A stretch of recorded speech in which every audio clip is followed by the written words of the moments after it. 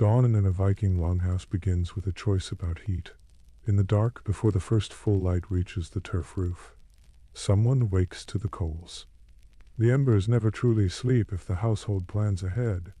Keeping a banked fire through the night saves precious kindling and time.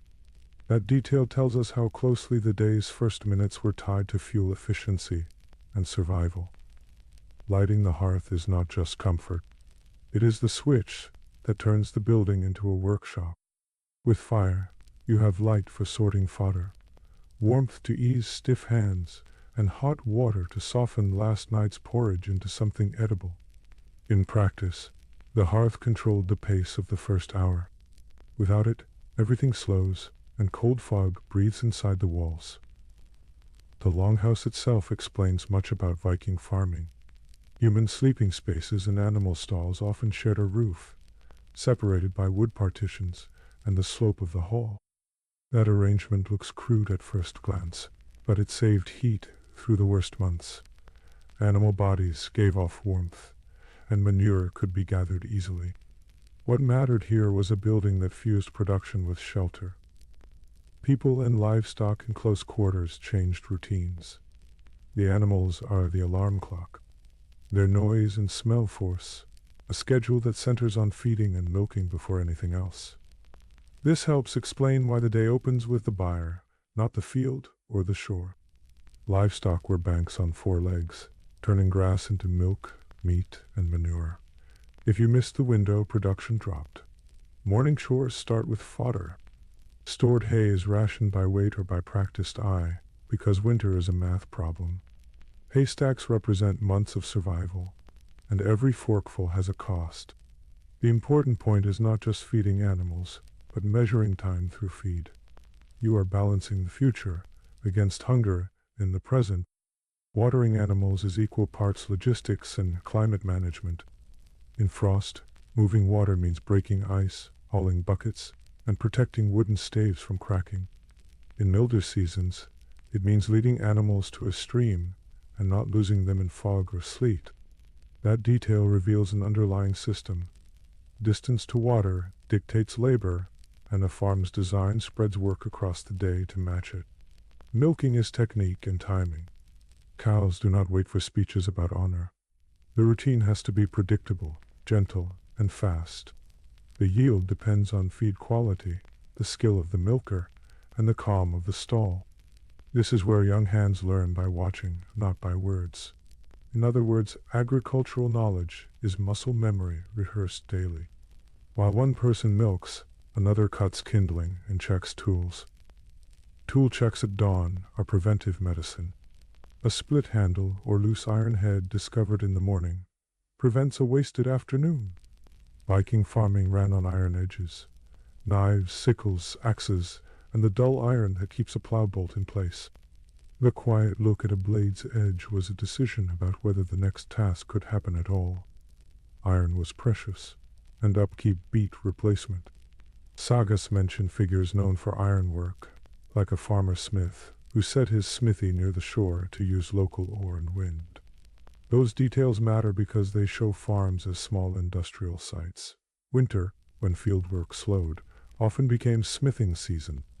Beating iron in the cold was hard, but it kept tools alive for spring. We know from written accounts that Vikings were not simple barbarians in their everyday organization. Historians describe a blend, harsh warfare on one side, and advanced trade and social systems on the other. That strange mix shows up even here, at dawn. Cruelty made the chronicles, but consistent milking schedules paid for the ships in the long run. The day reveals the priorities hidden behind famous raids. The first meal is built from what the farm can spare. Porridge from barley or oats is quick and filling. Yesterday's bread dried hard to last, gets softened in hot liquid. Butter or whey adds fat. Food choices explain land choices. In regions too cold for wheat, barley dominates. In coastal Iceland, dairy and fish fill gaps.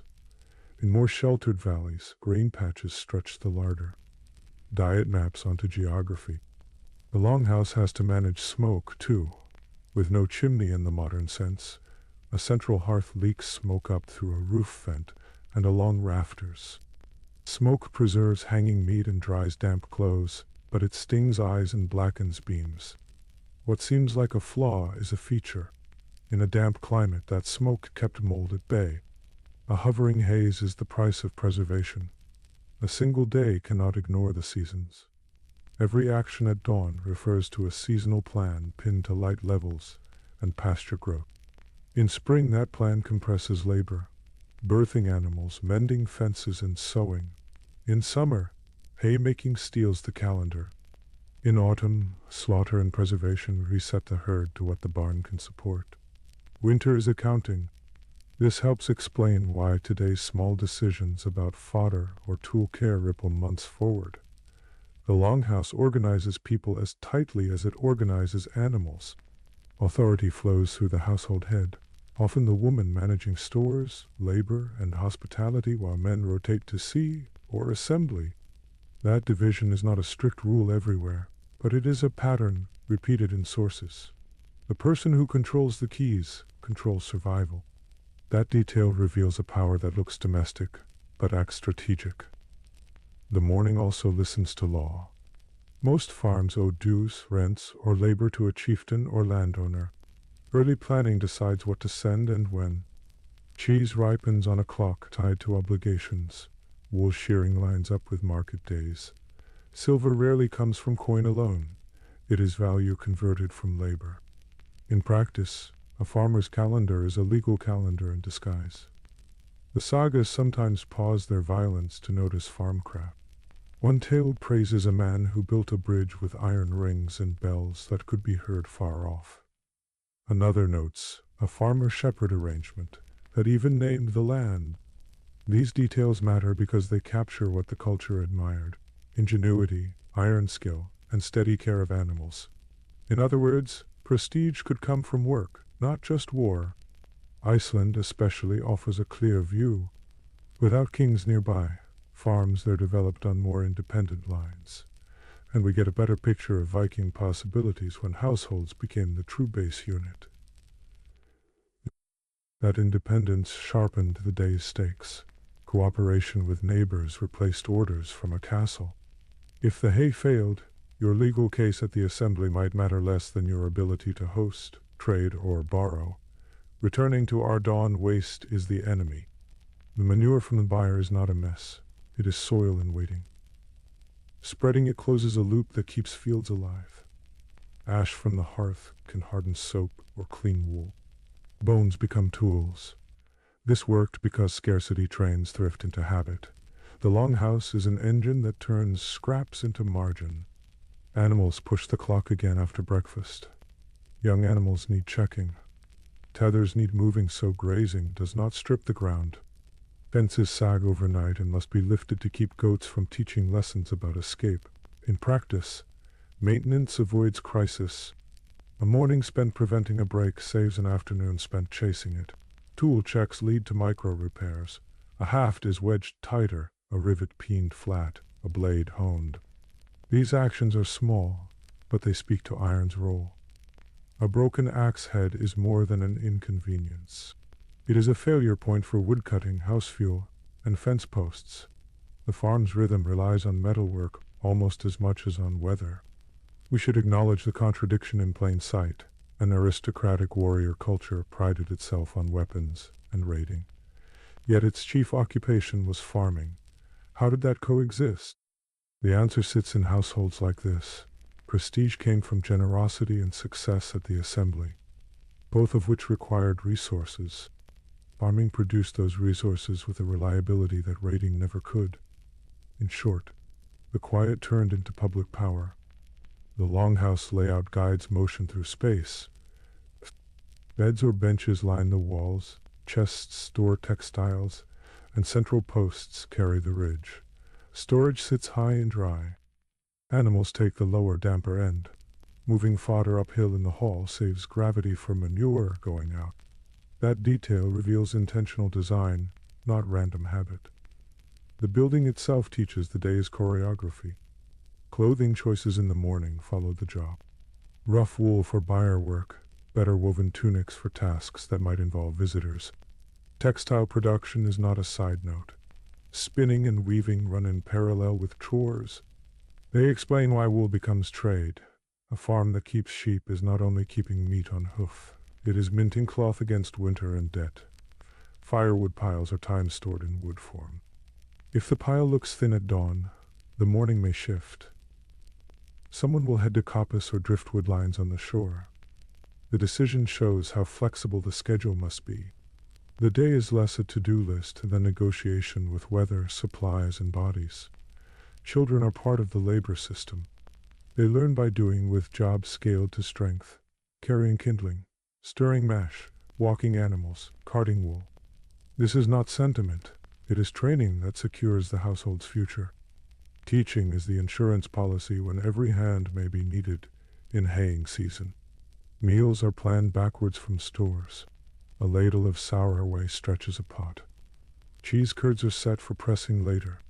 Leftover broth becomes today's base. That habit reveals a broader logic. Processing food early sets up labor later. Cheese has a timeline, wool has a timeline, and law meets both through delivery dates. We can anchor the morning in a simple image: a doorway propped open to vent smoke while hands move with learned economy. Nothing about that image is accidental. Door position, bench placement, and the location of the water tub all save steps. In practice, saving 20 steps 100 times a day equals an hour not wasted. The house itself disciplines movement, and then there's belief.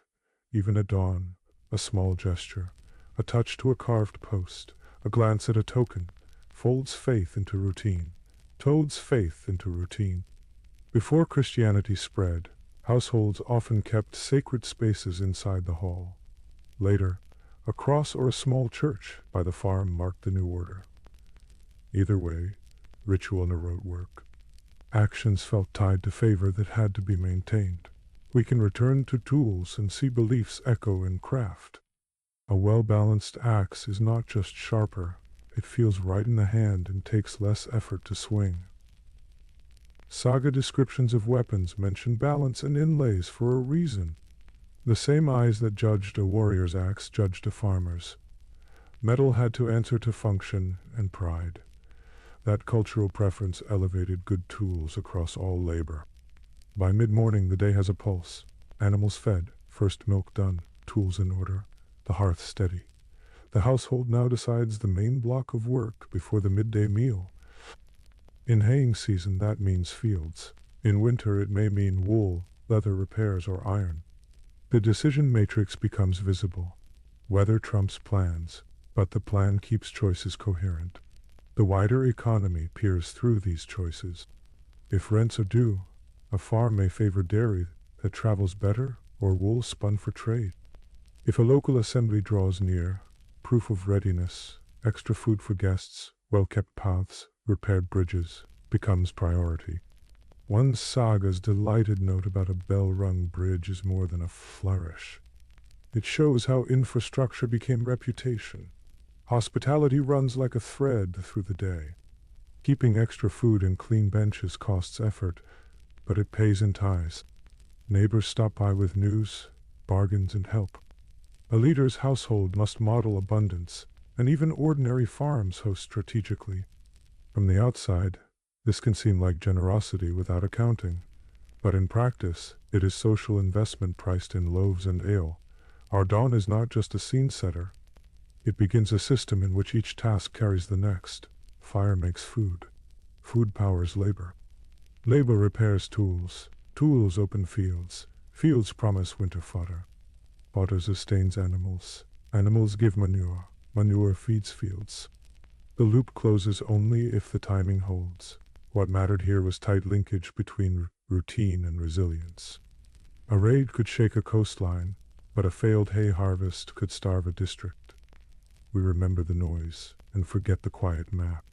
Today's longhouse reminds us where the civilization's stability lived. We will keep this day moving, but the framework is now in place. A farm is a building, a calendar, a toolkit, and a web of obligations. The first hours revealed their outlines. In the next phase, We watch how those choices expand into the wider morning, how fields, neighbors, and law pull on the same set of hands, and how a working household keeps its balance.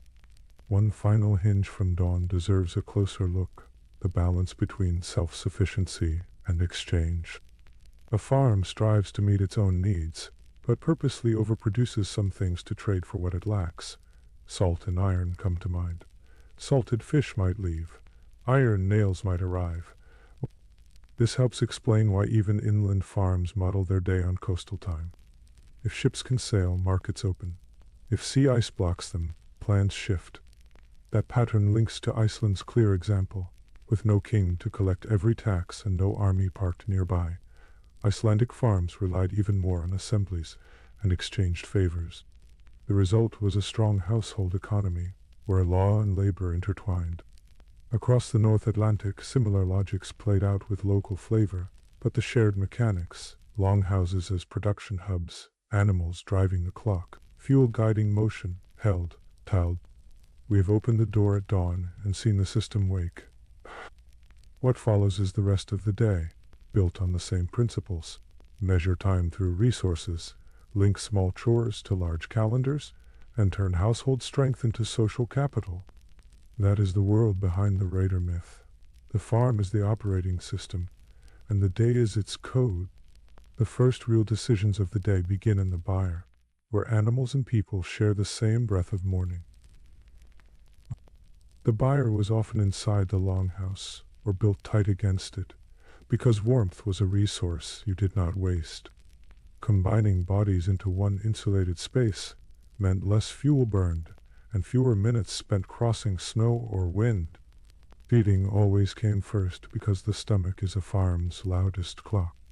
Hay is pulled from lofts or stacks, rationed by practiced hands that have counted back from spring's uncertain grass.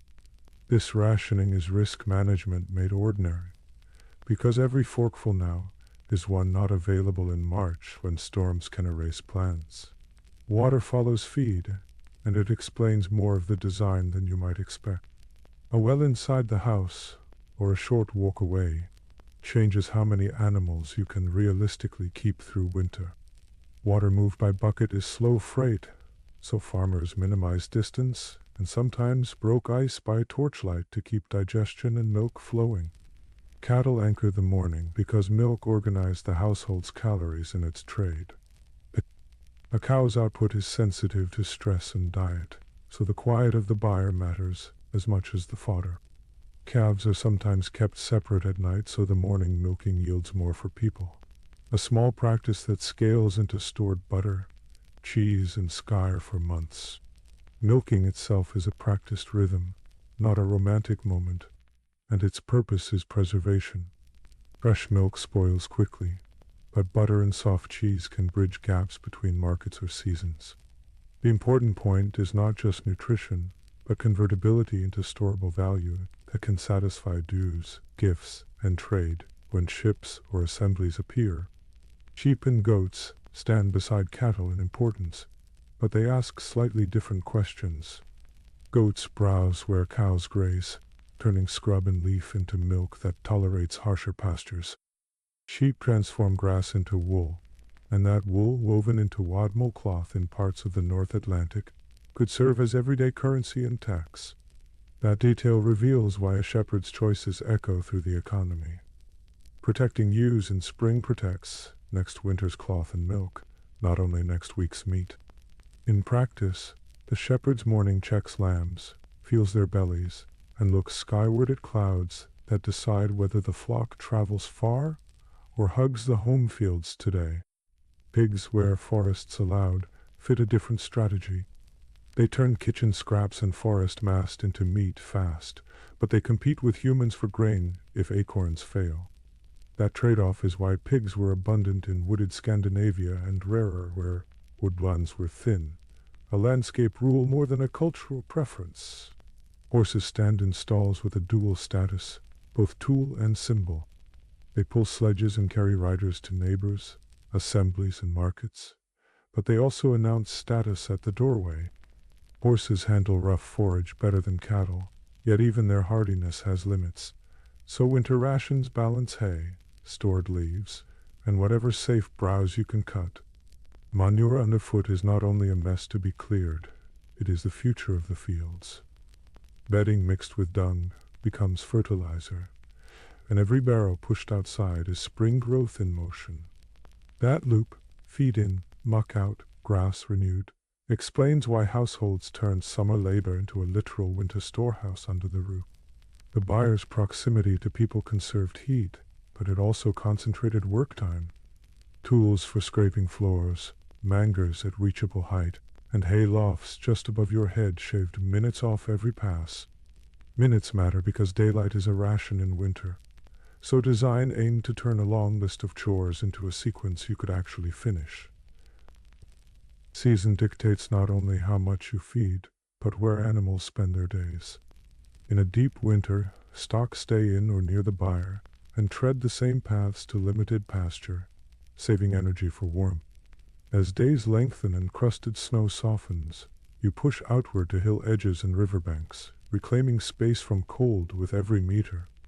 Summer flips the plan and turns presence into absence. Animals leave the home fields for distant grazing, sometimes for months, because what matters then is protecting hay meadows near the house. Hay is cut from those richest plots, and you cannot have hooves destroying tomorrow's winter supply, while grass tries to set seed. That is where our out farms and summer dairies enter the picture.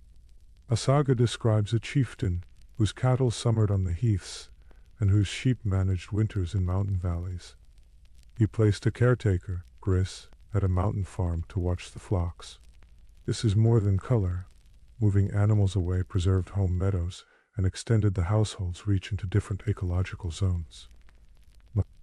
This practice is called transhumance, and it spreads risk horizontally across the landscape. You station people where resources are, high pastures, salmon rivers, sea inlets, and you give each site a job that keeps the entire network resilient, meaning it is a logistics plan written on footpaths rather than paper, and the animals set the routing. Milking at summer dairies creates a parallel kitchen up in the hills. Milk becomes cheese and butter closer to the source, cutting spoilage and cutting back and forth hauling. The work is the same, but the placement changes the household's daily map, freeing hands at the home farm for haymaking and repairs.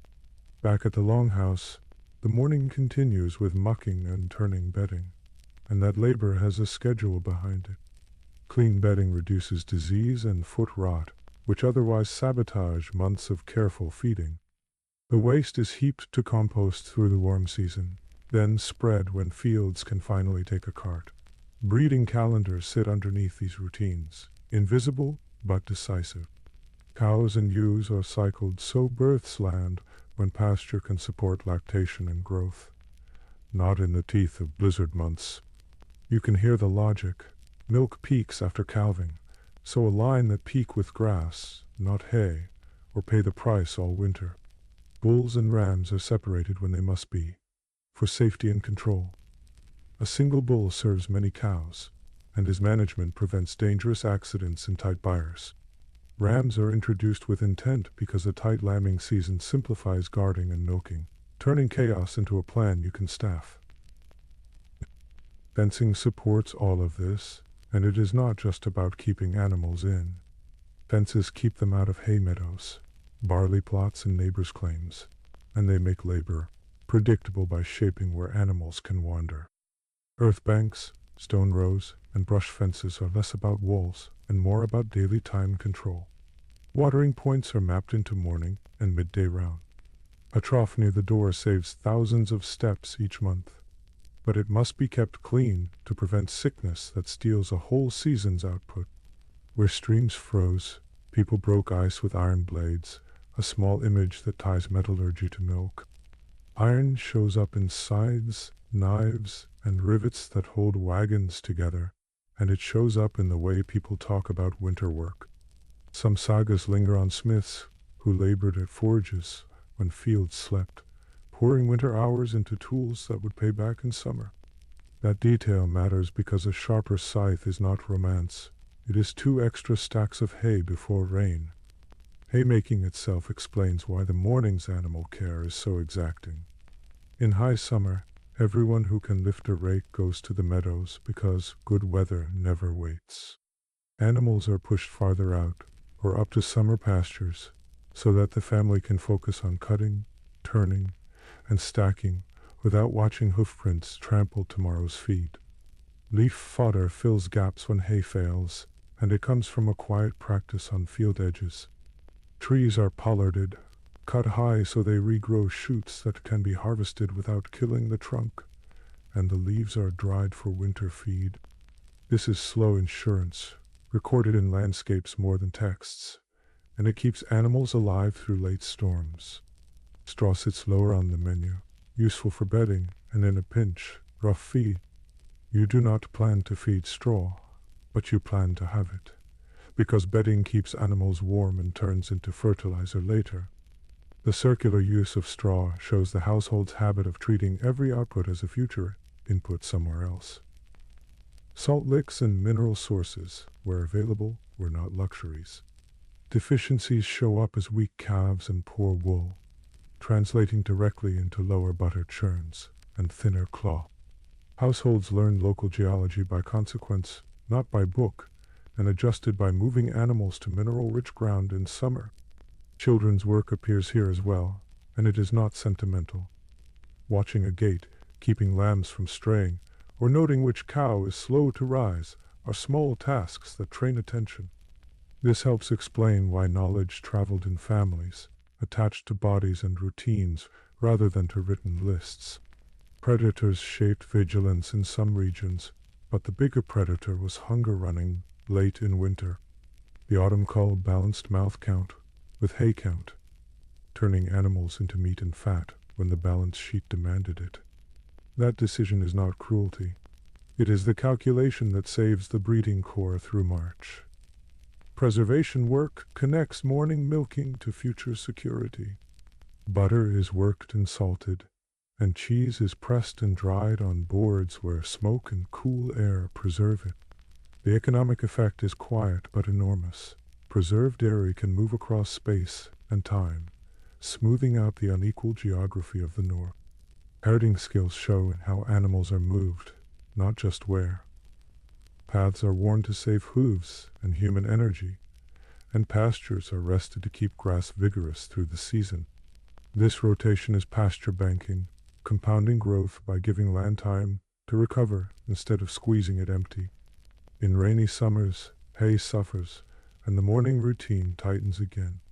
You feed extra now because fields are too wet to cut, but that steals from winter, so you steal from sleep to catch a drying window. The weather's veto power is never absolute, but it is strong enough to change what the farm thinks is possible. Law lurks at the edge of these choices, shaping what counts as your grass and your hay. Agreements about commons and private meadows decide whether you can push animals into the mountains or must bargain for space. What mattered here was predictability, because feed plans collapse if neighbors spring surprises in June. Seasonal labor contracts rest on this predictability too. A hired hand knows that summer means long days in the meadows and winter means steady buyer work, and both sides plan food and pay accordingly. In places where cloth or butter served as payment, the morning's milking becomes part of the wage, not just the breakfast. The human body keeps score in small pains. Shoulders ache from buckets, hands crack in cold water, and hips remember the weight of hay bales. Those pains tell you why tools were improved, even incrementally, because saving 5 minutes off a chore repeated 1,000 times changes who has energy for afternoon work. We should pause on the layout again, because it encodes a strategy. Doorways open toward shelter from prevailing winds. Buyers sit where mucking water can drain, and lofts are sized by how many animal days of hay they can hold. The architecture is a rationing device, teaching every resident what the household can afford. Animals alter the longhouse climate as well. Their breath warms the night air, and their bodies, just beyond the sleeping benches, make the house feel alive in winter. That proximity also disciplines people to notice early signs of illness, which is the cheapest cure a low-tech farm reliably has. Breeding selections happen in a glance as well as at a gate. The cow that milks well on rough feed stays. The ewe that lands without help becomes the base of next year's plan. This selective eye is a quiet technology, upgrading the herd over years without the language of science. Morning ends with tallies, not in a ledger but in memory. Which stall is low on hay, which bucket is cracked, which calf is coughing. Each is a note to carry into the next block of work. This running mental list is the scheduler for the day, deciding whether the next hours go to repair, to hay, or to checking a distant pasture. A final word on out farms ties this all together. The saga notice about cattle on heaths and sheep wintering in valleys is not a stray story detail, but a management rule. Cattle eat the rich summer grasses far away, sparing home meadows, while sheep's hardiness in sheltered valleys preserves both wool and hay back at the longhouse. These distributed sites turn one farm into several synchronized engines. A man at the salmon river tends a seasonal cash stream, while a woman at the summer dairy safeguards the butter stores, and a caretaker on the mountain protects the flock's breeding future. The household, in other words, is a network, and livestock movement is the operating system. By late morning in fair months, animals are settled, and work pivots outward. The byre is swept, buckets are rinsed, and the day's rations are stacked for the midday round. What follows, meadows, fences, and fields, rests on the quiet truth we have just seen. A Viking farm is paced by animals first, because winter never stops counting. By mid-morning, the milk in the pail is already losing its warmth, and that small detail drives the next decisions. Fresh milk is valuable, but fragile. So Viking households move quickly to turn it into something that travels through time. Preservation is not an afterthought here. It is the central calculation that converts an hour's labor into months of security. Churning is the first tool, because butter solves several problems at once. It removes water and concentrates fat, which resists spoilage better than milk, and it packs dense calories into a form that can be traded. In many northern farms, butter stood in wooden tubs or leather bags, sometimes salted if salt could be spared, and that choice shows how scarcity shaped taste. And if salt was dear or distant, butter might be kept cool and eaten sooner, not because people preferred fresh, but because storage options set the menu. Cheese answers a different set of constraints. Rennet, made from the stomach lining of a young animal, allows milk proteins to set and drain, turning liquid into transportable solidity. That matters in a world where summer work might pull people to an outlying pasture and food had to travel light. Softer cheeses serve the weak, harder ones, pressed and dried, promise to last the season. The material outcome is simple, wheel on shelf, but the underlying logic is a calendar of risk compressed into a rind. In Iceland and parts of Norway, a cultured dairy fits neatly into this toolkit. Thick, tangy curds made from soured milk could be strained and stored cool, with the leftover whey kept as a drink and a preservative. The whey's acidity slows bacterial growth, which explains why it became a practical way to hold meat for later. The fact that a byproduct turns into both hydration and a sort of pickling fluid tells us how thoroughly households learn to capture value from every step. What matters in these dairy choices is not taste alone, but timing. Milk flows most in summer, so success means catching summer's surplus and stretching it. Transhumance, the seasonal move to summer pastures, makes that rhythm even more pronounced. At a summer dairy or cell, women and younger workers managed animals and turned milk into storable products away from the main farm. That arrangement protects home meadows while converting grass into exportable fat and protein, which ties hillside labor to winter survival. The sagas offer a small window into how much dairy could be worth. When cheese and butter appear suddenly in one house, and the spouse recognizes it is not from their own stores, The surprise is not culinary, it is economic. Dairy was stockpiled value, and moving it without permission was not a misunderstanding. It was theft of work already converted into security, which helps explain why kitchens and storehouses were carefully arranged to reduce loss. The position of the kitchen matters because fire risks multiply where food and fuel meet wood and thatch. A story of destruction blamed on a kitchen set too close to a storehouse is more than a cautionary tale. It reveals why some farms spread functions across buildings when they could, and why others worked to segregate hearth work from hay and grain. This is not about architectural taste. It is a supply chain decision that weighs one spark against a winter's stores. While churns knock and curds set at the bench, another clock starts. The quern, not grain in Viking Age Scandinavia, largely meant barley, with rye and oats filling regional niches, and all of it demanded grinding by hand on a rotary stone unless a watermill stood nearby. The quern is slow and heavy, and that labor tax explains why porridge was common. Turning whole grain into flour for fine bread is costly in time and fuel, so most meals bend around simpler, sturdier preparations. Porridge solves energy problems that bread amplifies. A pot of barley simmering at the hearth costs less wood than heating a baking chamber, and it scales easily for a household that may swell with guests or hired hands.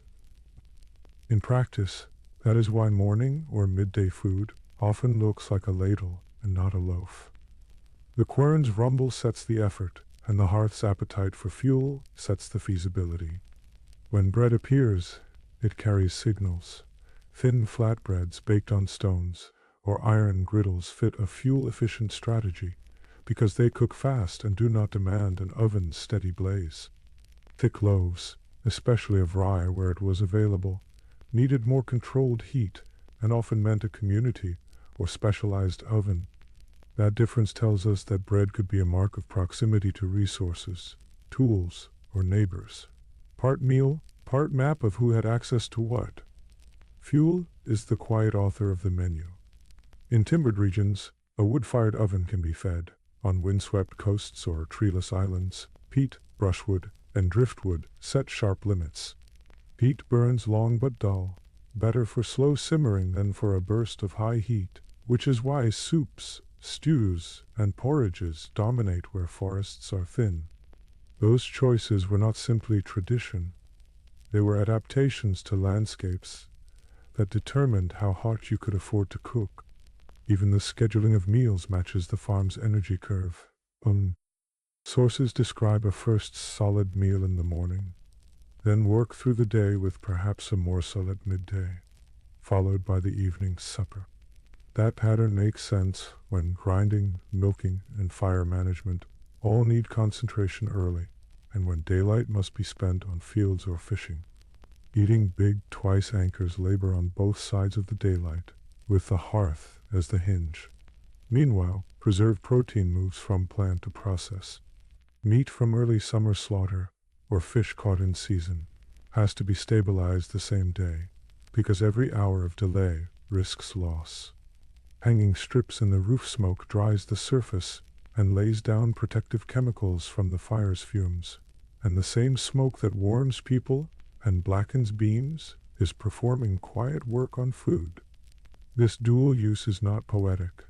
It is a rational exploitation of a smoky room that had to exist anyway. Drying fish in cold air is another smart fit.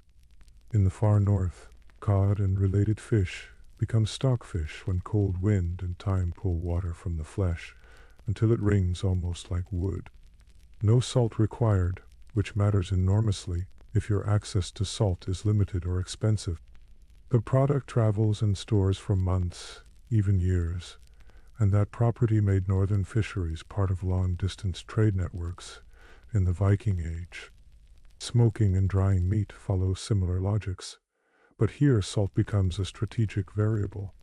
Where salt pans, trade routes, or local sources provided enough, salting let people pull moisture out more quickly and safely.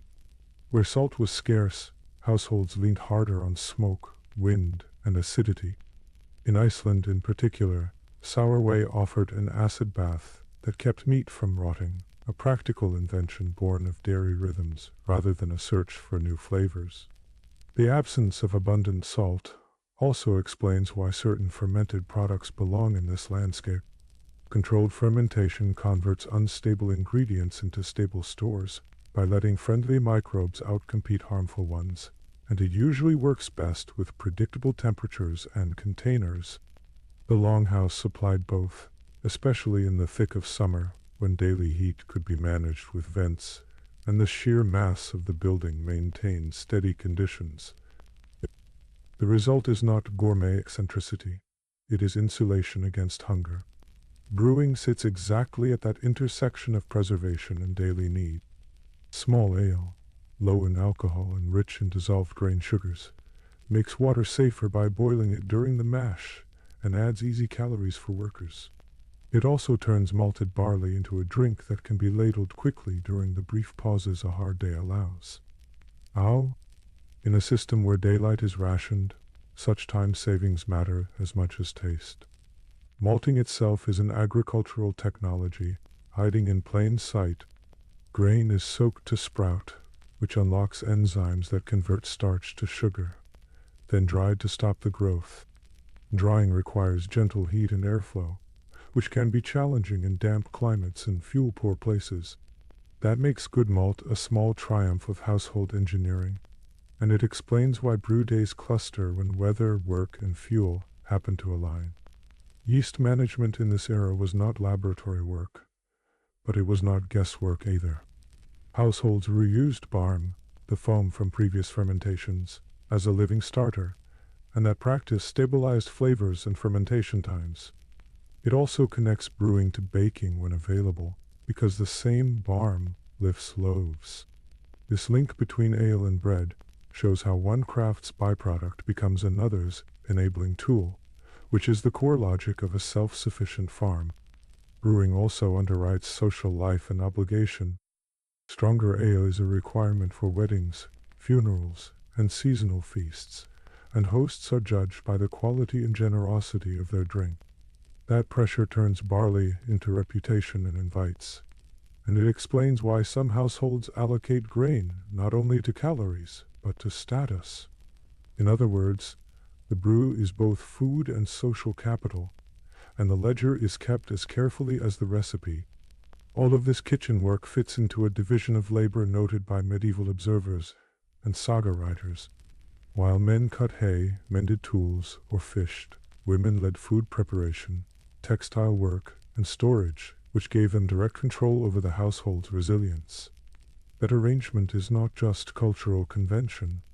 It is a practical specialization where the person managing stores also manages risk, which is why the housewife's authority over keys, chests, and daily rationing was a real form of power. The cost of feeding laborers measured every decision. A folk tale about a prodigious eater who consumes a day's provisions in one sitting sounds comic, but it preserves a realistic anxiety. Hire badly, and a worker may cost more in food than he returns in labor, especially on a poor farm. That tension explains why some tasks were postponed, why neighbors pooled labor for peak days, and why porridge and small ale, filling, reliable, and quick, are the backbone of workday meals. Storehouses appear dull until you notice how they solve three problems at once: pests, moisture, and fire. Chests raise grain off the floor, tightly lidded to keep out mice. Racks and beams keep meat in moving air. And precious dairy goes where the house is cool and constant. The arrangement is not random. It is a map of threats ranked and answered, with the most flammable or friable items kept farthest from the spark. The choice to separate kitchen from storehouse where possible is not simply architectural style. Cooking throws sparks and heat, hay and meal burn fast, and a single mistake can erase a winter. When a saga blames a disaster on buildings set too close, it is reporting a design failure. That caution carried forward into ordinary layouts, where even a small buffer of space is a firebreak wired into the plan of survival. Fences and roofs contribute to preservation in their own quiet way. Tight thatch, and well-trimmed eaves shed water, which determines whether smoke-dried meat stays dry or reabsorbs damp and molds. Good drainage around the longhouse keeps stormwater from wicking up into granaries and warping boards. These details explain why routine maintenance counts as food work. A sound roof is a full larder in slow motion. Season by season, the menu becomes a calendar you can taste. In spring it draws on stored grains and the first dairy. Summer brings fresh milk, fish runs, and greens. Autumn leans on slaughter, smoking, and the last warm ferments. Winter is a test of the system. The flow is not romantic. It is a sequence designed to buffer scarcity, pulling forward what can be made stable, and stretching backward to what was abundant months before. The day's meals become a ledger that balances output with obligation.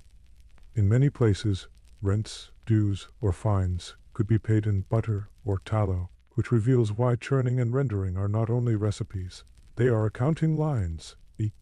A promised tub of butter in autumn is a claim on the summer's grass, and missing that payment pinches more than taste.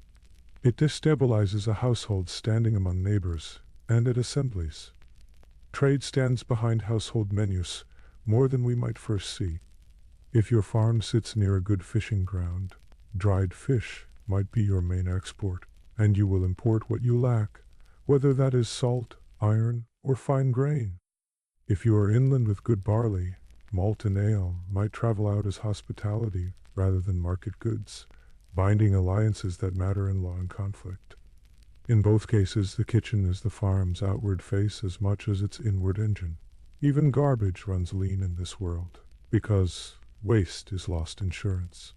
Way waters animals or preserves meat. Bones become broth, tools, or glue.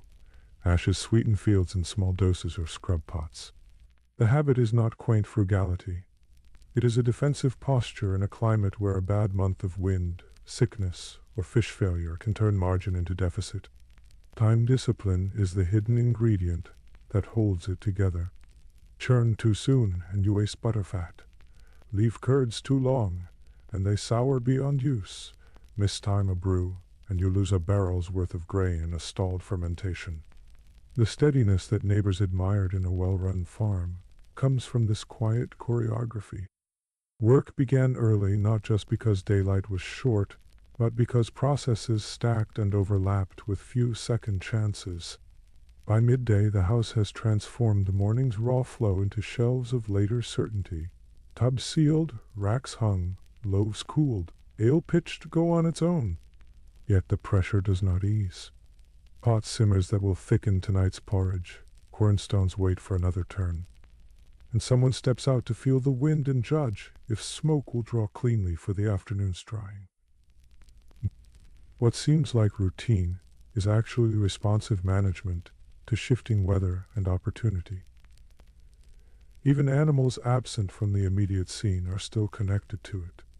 Manure from stalled cattle will feed the barley ground, that will feed the malt, that will feed the ale, that will feed the haymakers, who will feed the cattle. The loop is more than poetic symmetry. It is the practical logic of a closed system that funds itself with yesterday's byproducts and today's labor.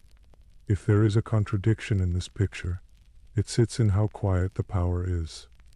A culture famous for ships and swords could be undone by a poorly vented hearth or a weak quarantine.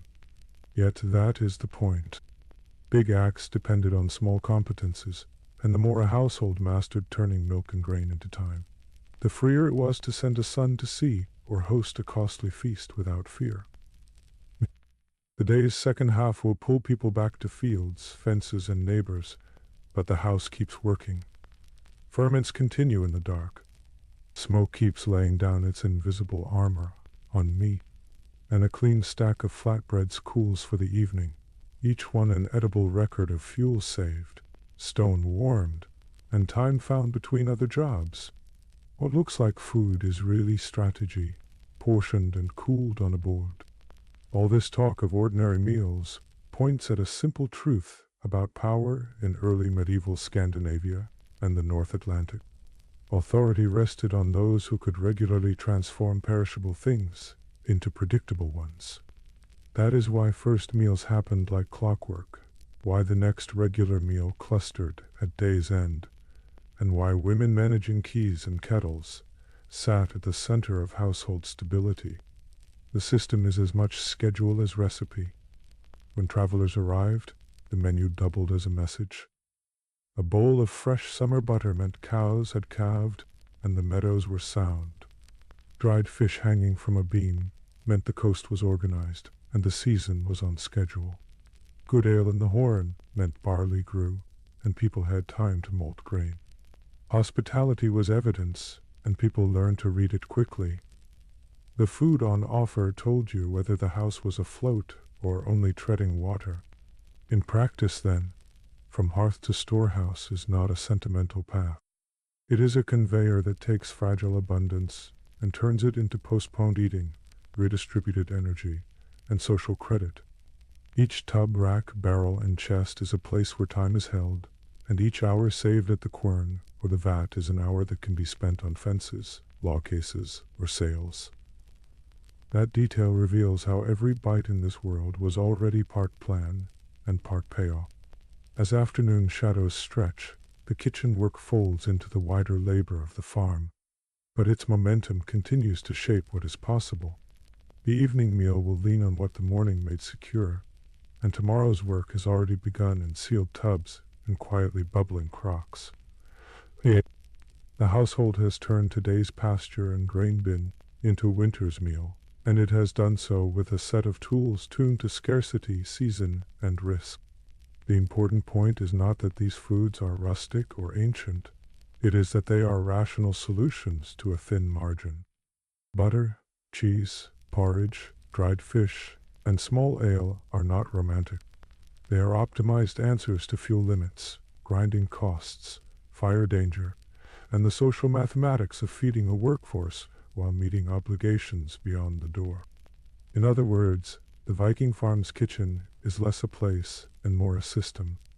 It links the cow byre to the legal assembly, the peat bog to the guest bench, and the roof's smoke to the winter hunger line that no one wants to cross. Understanding that system turns a quiet mid-morning into a scene dense with calculation, and it prepares us to follow the day outward, where fields, neighbors, and markets will tug on the same carefully made stores. By midday the day has settled into a pattern, but the pattern only holds because someone is steering it. On a Viking farm that authority is shared, but not vaguely. The householder, the husbandi, directs fields, fences, hires, and legal business. The housewife, the husfreyja, controls stores, textiles, meals, and hospitality. That split is not sentimental. It is a management system that keeps food, labor, and law aligned. The keys on the housewife's belt were not decorative. They signaled custody of locked chests, smoked meat, and grain. That detail reveals how the household turned food into authority. Whoever held the keys decided when to open the future and spend it as bread, ale, or gifts. In practice, the keys were also a ledger. They tracked what went out, to whom, and why. This shared command fit a culture with an aristocratic streak. Among warrior elites there was a striking equality in the hall, or on a ship. But that surface evenness dissolved on the farm, where someone had to decide who milked, and who mended, who went to market, and who walked to the assembly. The important point is not that Vikings were inconsistent, but that they separated honor from operations. Equal status at the feast did not mean equal authority at the churn. The labor body beneath that leadership was mixed by status and freedom. Sources speak plainly of thraldom, enslaved people, and also of housefolk, free men and women hired on fixed terms.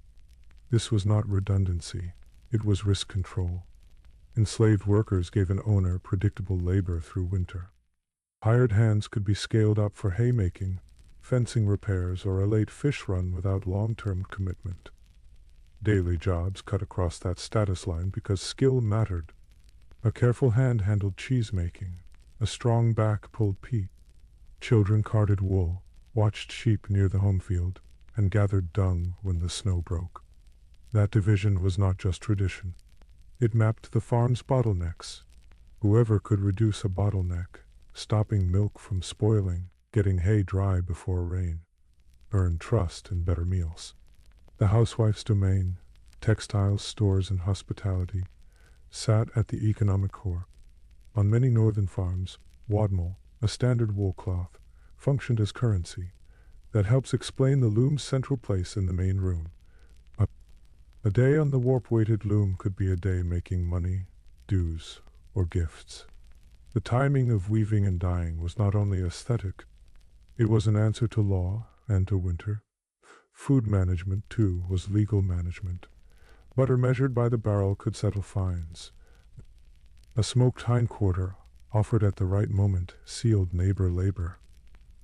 Choices about how much to brew before the assembly were political choices. They funded travel, gifts to allies, and the honor of the household, which in turn repaid the farm in labor, loans, and protection. Over all of this hovered the thing, the assembly. From ancient times, people gathered in graded meetings, local things, wider moots, and even private house things called husthing, where a chieftain met his own men. They were not casual. Law protected their deliberation. Breach of the peace at a thing was sacrilege. That legal holiness mattered in the byre because the calendar it enforced interrupted farm time. Attending the thing was an outlay. Men traveled, sometimes with retinues of thin men, to argue cases or to witness. That required pack animals, road food, and a decent cloak. Someone stayed to milk, mend, and guard stores. Hospitality at the meeting ground cost grain and ale, but it bought standing. The household leaders measured those costs against the value of a verdict, a contract, or the favor of a more powerful neighbor. Inside the law ran an older current. The right of duel, the wager of battle, was seen as an appeal to heaven, as one source puts it, older than law and woven into belief in Odin as a chooser of fates. Early legislation tried to regulate that right rather than ban it. This helps explain why the farm kept spears oiled and witnesses ready. Law bent toward order, but honor still had to be defended. The contradiction can feel glaring. A society proud of warrior equality that runs on strict household hierarchies and even enslaved labor. But equality among elites was a political ideal, not a labor plan. The farm was a production unit under pressure from weather, spoilage, and deadlines. Hierarchy organized skill, protected stores, and met obligations on time. It worked because it made winter survivable. Order inside the walls came from more than rank. It came from ritualized meetings. A morning word from the husbandi set the workload. A midday check-in with the husfreyja aligned meals with the plan. If the day's plan changed, if a neighbor sent for help, if a message about a thing case arrived, that small council adjusted. The point was to keep a fragile sequence of tasks in sync. The enslaved people in this system remain the hardest to see clearly, and that is part of the system's design. Their names rarely appear unless a legal case forced it. What we can say is that their labor anchored routine tasks, manure hauling, peat cutting, basic herding, so that family members could take on complex work or legal business. In some places and times, manumission happened, but the economics did not depend on it. Free servants, the housefolk, occupied a different space. They were hired by season or year and could be dismissed or move on. Their presence tells us that farms operated like flexible firms, expanding for summer peaks and contracting in winter. It also shows a cashless nuance. Their pay might include cloth, a heifer calf, or the right to cut timber, because silver was scarce and value moved in kind. Decision rights split accordingly. The husbandi could commit the farm to a neighbor's hay cut in exchange for future labor, because he controlled labor's outward flow. The husfreyja could promise a feast for that same crew, because she controlled stores and the social meaning of food. These were not symbolic roles. They coordinated the farm's promises with its capacity. Law codified who could make which promises. A free household head could swear oaths at the thing, represent the property, and summon or attend jurors as the local custom required. Iceland's assemblies, for example, built a layered structure of attendance and judgments. Even if the details varied by region, the pattern tied the farm to a calendar of public time. Missing that public time risked losing a case by default. What mattered here was predictability. The thing's sanctity meant people could travel without feuding on the meeting ground. The peace shield that sagas describe, raised at dusk to pause battle, reflects that preference for ordered pauses. On the farm, pauses protected chores. Even feuding neighbors needed to milk. The law's sacred spaces and pauses insulated the tasks that everyone agreed must continue. Hospitality linked law to economy. In many regions, a person's standing depended on the ability to feed guests and allies. That drove a quiet cycle, a household that brewed generously before the assembly gained attention. Attention brought support in disputes. Support protected hayfields and rescued animals in bad weather. In other words, hospitality was insurance dressed as generosity. Textiles performed similar work, but moved more slowly. Wadmal paid rents and settled damages because it stored labor. Every ells-wide strip woven that week was a future decision made flexible. If the boat failed to return with fish, cloth could be traded for grain. If a son needed bride wealth, the loom produced part of it. The loom's daily clack was, quite literally, law in the making. Silver existed, measured by weight on small balances, often as hacked ring silver. But cloth, butter, and preserved meat remained common currencies because they solved a different problem. They kept value edible and warm through winter. This helps explain why the housewife's ledger, however it was held in head or chest, mattered as much as the householder's weapons and promises at the thing. Disciplining the household did not exclude counsel. Sagas and law codes show women advising on lawsuits, pressing men to take or avoid cases, and managing evidence of generosity or stinginess. Their control over stores gave them leverage in disputes, framed not only by truth, but by reputation. An empty bench at a feast could say more than a sharp word at the assembly.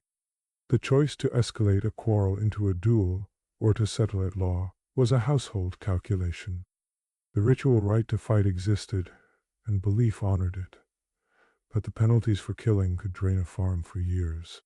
Blood payments, guild and counterclaims moved through the same channels as dowries and loans. The farm's accounts in food and cloth decided how far honor could be financed.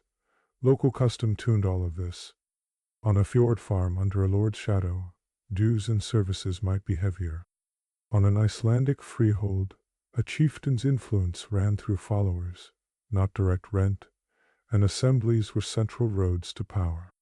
The variations matter because they show the farm responding to law as weather, a constant force that shaped the field lines of daily work.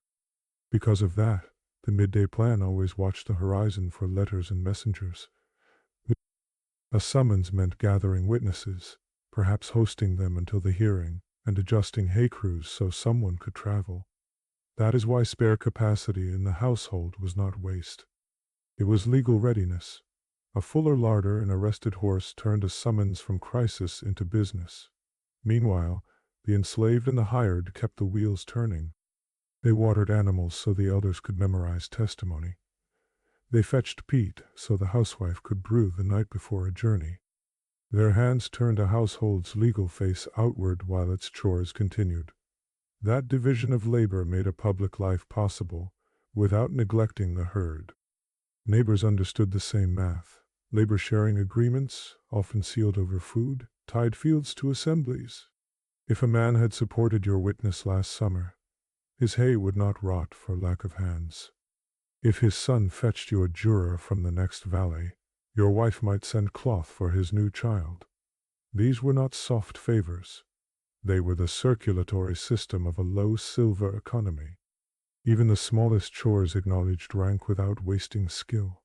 A thrall might drive the cart, but a seasoned free servant might set the plow or judge a hay meadow's dryness. Supervision, in that frame, was a craft. The householder watched for signs of overwork that could crack a team before harvest. The housewife watched for mold, weevils, and smokehouse failure that could erase a winter's meat. Every decision had a shadow version at law.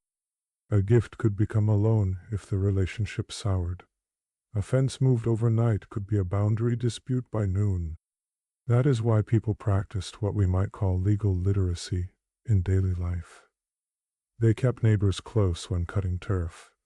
They called witnesses to gifts of livestock.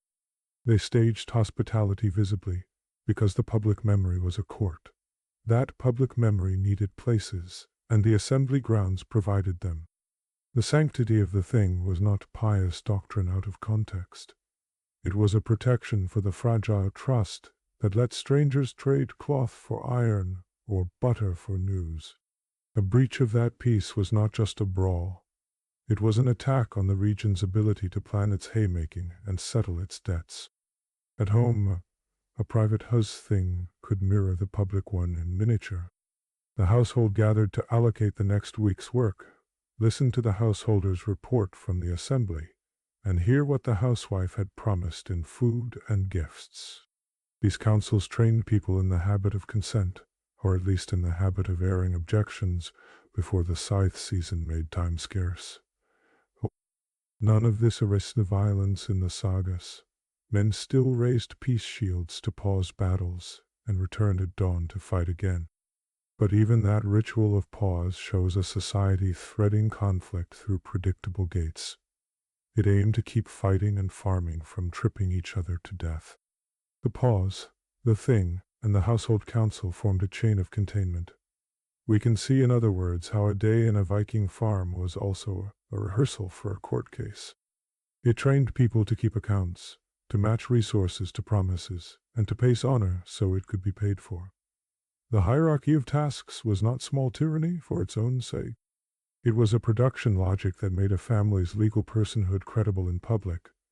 By late afternoon, as tools are checked and animals watered, the leadership cycle closes. The householder sets who will walk to the next moot.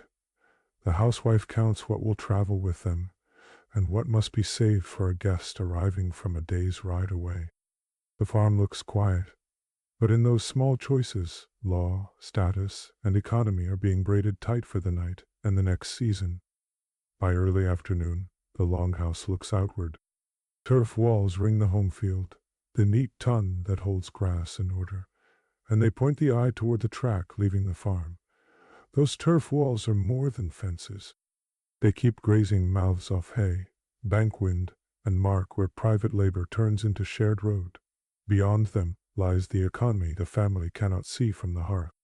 Grain, butter, yarn, and hides become mobility there. Planning decides which items will cross that boundary next. Summer preservation turns perishable energy into tradable shapes. Butter in sealed tubs, hard cheese, dried fish where coasts allow, smoked mutton, clean fleece, spun yarn, and lengths of plain wool cloth all travel well. They exist because distance and time are expensive, and these forms push both costs downward. At local markets or assemblies, most swaps still run by direct equivalents. Cloth changes hands for salt or iron. When values fail to meet cleanly, small bits of silver settle the difference by weight, with scales. This is why ring silver existed in the first place. In a world of mixed coinage and long routes, weight spoke more clearly than rulers' portraits. Arm rings and neckbands could be clipped, measured, and trusted when hands knew the scale. In Iceland, the law even treated wadmal, the rough woolen cloth, as money, because every farm produced it and everyone could judge a length. Butter, too, carried value in tubs.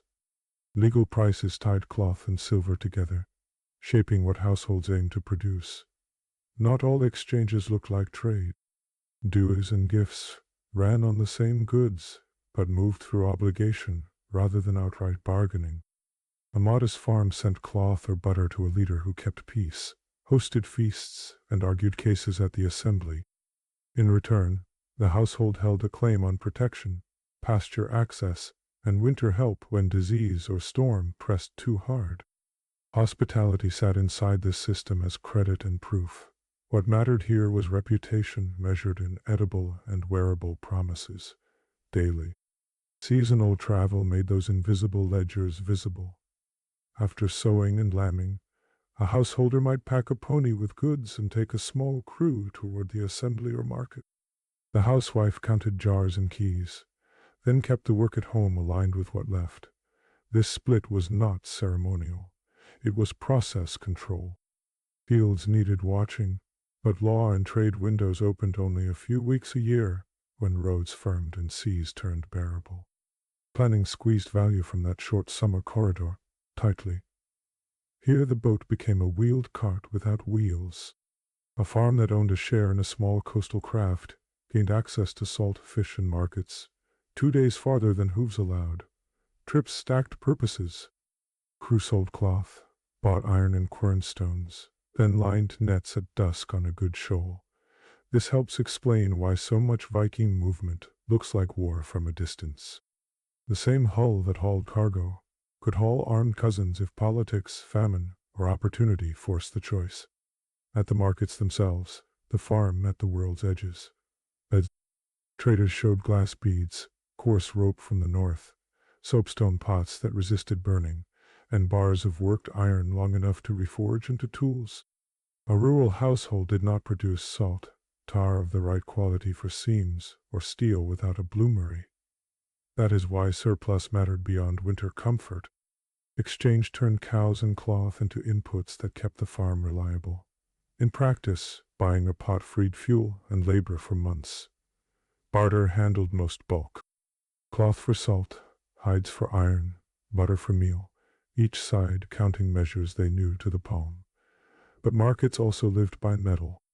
A small balance and a set of nesting weights could turn a clipped ring into a fair payment for pins, needles, or a tiny amount of spice. The important point is not that Viking society lacked money, but that trust traveled by weight and witness. People paid where neighbors could remember, and weighed where strangers could not. Weapons were there, of course, slung at belts and over shoulders. A fine sword balanced by a metal-capped knob and decorated hilts told a story long before it left its sheath. The heavy broad-bladed battle-axe did the same. Yet the thing peace and market custom kept them still. That detail reveals the deeper alignment. Symbols of violence protected the possibility of exchange, but the chief occupation remained farming. On ordinary days the axe split wood and the knife cut cheese, not men. The men celebrated in stories were often landowners first. Sources describe leaders at home as active country gentlemen, riding boundaries, managing hay, and taking their recreation in the chase. Hawking, in particular, sat at the top of those amusements because it required trained birds, staff, and time. One legend even sets a sea-famed raider ashore amid royal hunting politics, a reminder that status lived in fields and forests, as much as on ships. Leisure rested on surplus, and surplus rested on chores, done well. Travel days braided commerce with news. A farmhand returned not only with iron but with prices, weather rumors from another valley, and a story about a failed lambing that warned of disease. Information moved as a protective good because it changed decisions about fodder, grazing, and when to cut. That is why neighbor exchanges mattered like markets. Borrowed horses, shared fence repairs, and hay rights worked because people kept score in memory. The road taught the household what to promise and when to stop asking. Volatility pushed all of this forward. A summer storm could shred hay just when it needed cutting, or a fish run could fail without warning. In those years, stores turned into tickets to survival. Butter bought barley for the swine. Cloth purchased grazing on a neighbor's island, and a bit of silver paid a ship berth for a son to earn shares at sea. Markets were not luxuries.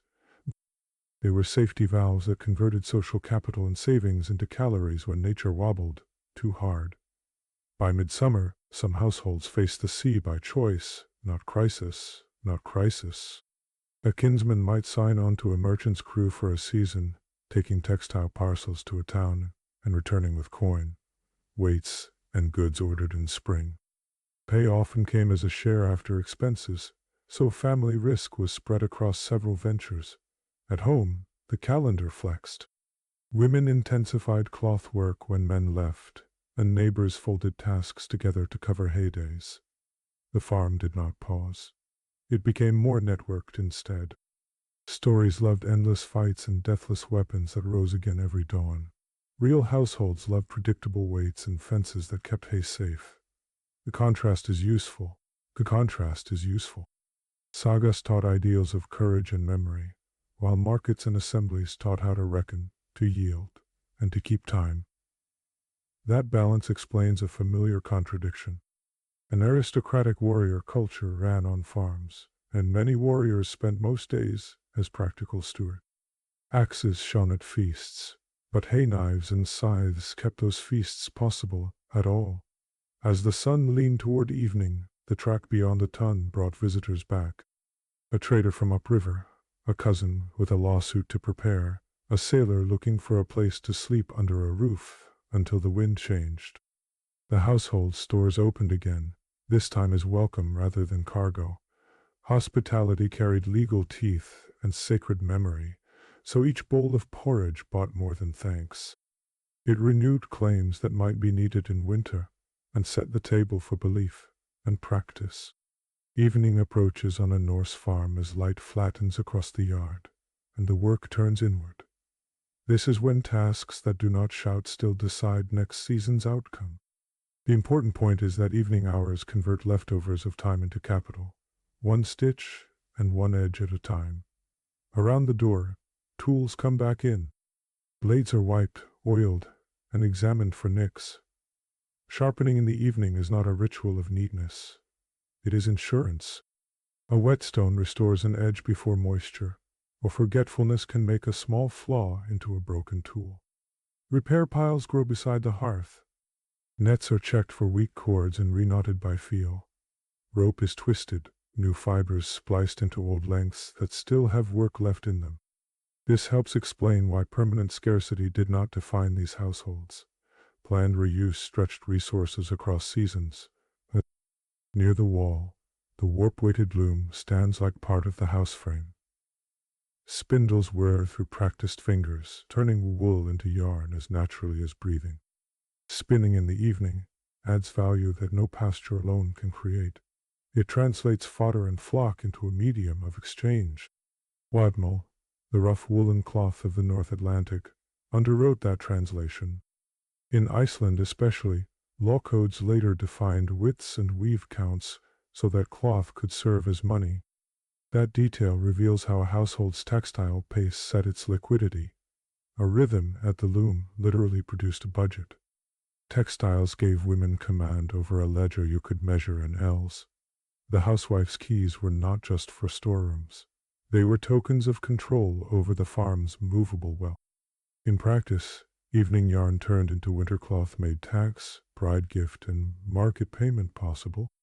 At the small smithy hearth, a farmhand re-rivets a broken hinge and draws down a nail. Most farms could not afford a full-time smith, but many knew enough ironwork to avoid costly trips. The system worked because scattered skill reduced downtime, and every avoided journey meant more days on the hayfield. Leather gets equal attention. A boot's sole is patched while the hide is still pliable from the day's wear. Stitching here is a lesson in triage. Mend what fails most often, and prevent what fails most expensively. That calculation is a quiet backbone of self-reliance. The wide table becomes a workbench. Children card wool under supervision, learning fiber by feel before they learn sums. Teaching in the evening illustrates how knowledge moved through the household, not as a lesson, but as muscle memory. That is why continuity held across hard years. Meal preparation continues in the same room, and even that is capital strategy. A pot is set to simmer grains for tomorrow's porridge, because predictable breakfasts keep people moving when labor windows open. Fermentation is checked, ale jars topped or vented. Steady drinkability made hosting possible, and washed down salted food. The farm's day now pivots to the social economy. A stranger arrives near dusk, and the doorframe matters as much as the table. Norse guest right obligated hosts to feed and shelter peaceable travelers, and not because people were uniformly generous. Hospitality fixed risk by turning unknown men into known obligations. Bread, broth, and a place near the fire buy news, kin maps, and potential allies. In thin markets, information travels in bodies, and you learn most when mouths are open. The important point is not just kindness, but reciprocal insurance. Today's guest is tomorrow's road, or tomorrow's witness at the assembly. The seating order says what is happening. A high seat marks authority, but the housewife's place and her keys mark provisioning power. Understanding those positions helps decode politics in miniature. Farms rehearse the hierarchy that appeared later at law rocks and ship rails. As bowls go around, toasts organize memory. In a heathen household, men might raise a horn with a dedicatory sip to gods, ancestors, or luck. In a Christian one, the same gesture shifts to Christ or Mary, but the structure remains. Ritual drinking orders the evening and trains the tongue for oath-making. That continuity matters because legal life rests on words that people can trust. Sworn statements at the ging, the regional assembly, are built on practiced speech and steady witnesses. Evenings are where you learn to speak clearly, and where you learn who else can. Stories come after eating, when hands still work but bodies settle. A verse about a sea king might give way to a local case remembered in detail. This is not entertainment detached from need. It is a memory palace for a community that owns few books. Sagas codify ethics by example. The poetic forms themselves raise the stakes of accuracy. Alliterative lines and set meters make it harder to change details without snapping the pattern. That device helps stabilize law and lineage. When the law speaker could recite rules at the assembly, it was because evenings had built a durable ear. In Iceland, this habit reached a particular clarity. Without a king to order courts, a network of chieftains and freeholders met at the Althing, a national assembly. The farm was the unit that sent men there, paid dues in cloth, and received judgments. Evenings stitched the link between shed and law rock. There is a quiet paradox here. The literature that tells us so much about Norse life often comes from Iceland, yet it reflects a culture shaped on independent lines. Without continental lords enforcing fashion or coin, farms doubled down on cloth measures and hosted their own politics. That isolation produced sharp definition. The same sources also remind us of a harder edge. Writers noted both refined legal craft and episodes of violent cruelty, especially in war abroad. Irish chronicles record Danes so brutal they were said to cook food on spits stuck in bodies. That stark image sits beside the loom, and it should.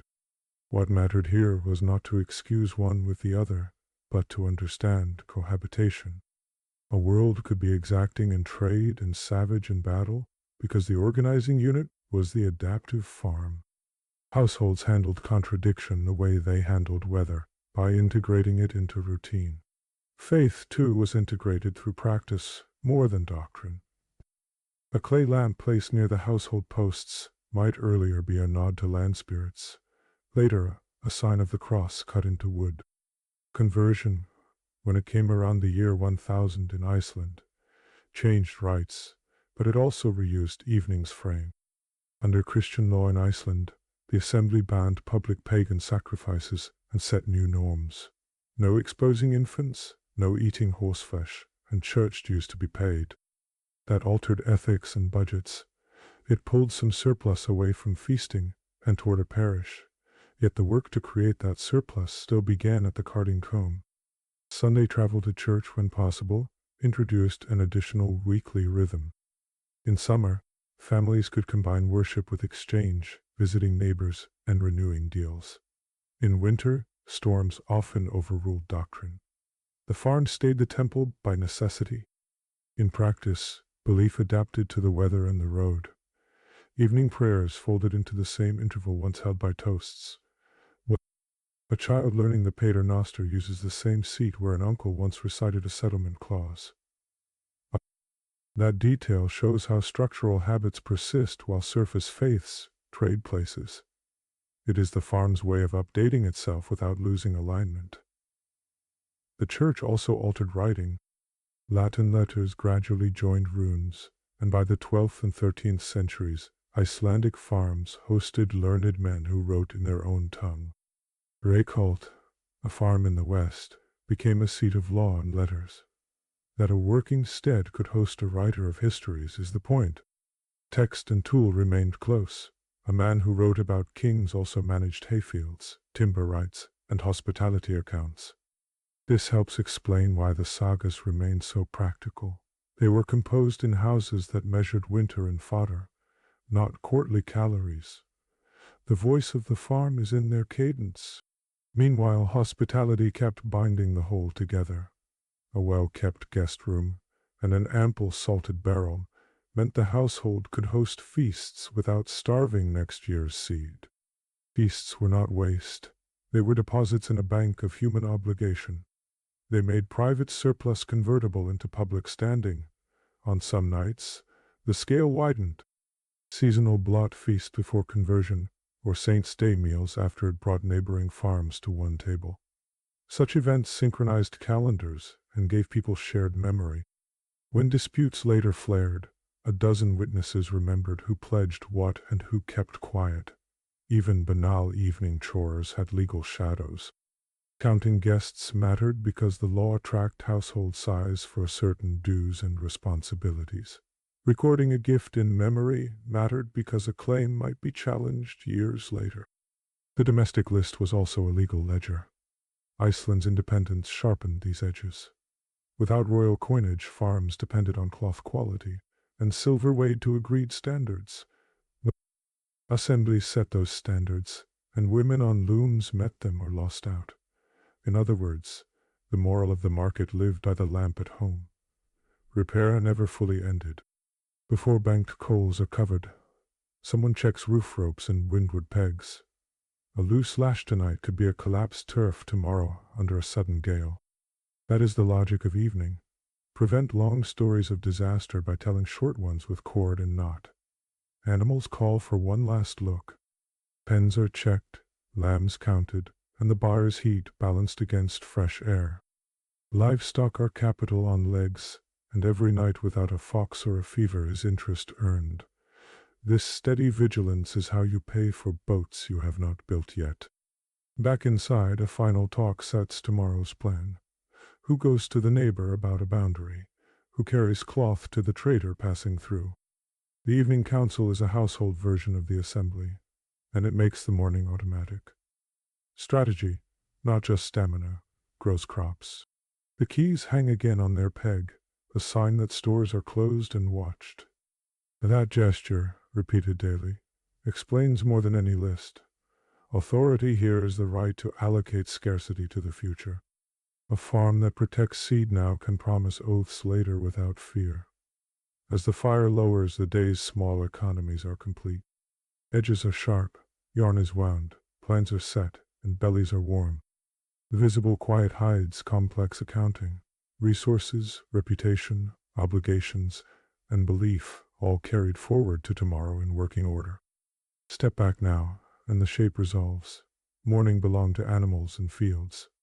Midday to trade decisions, legal memory, and household command.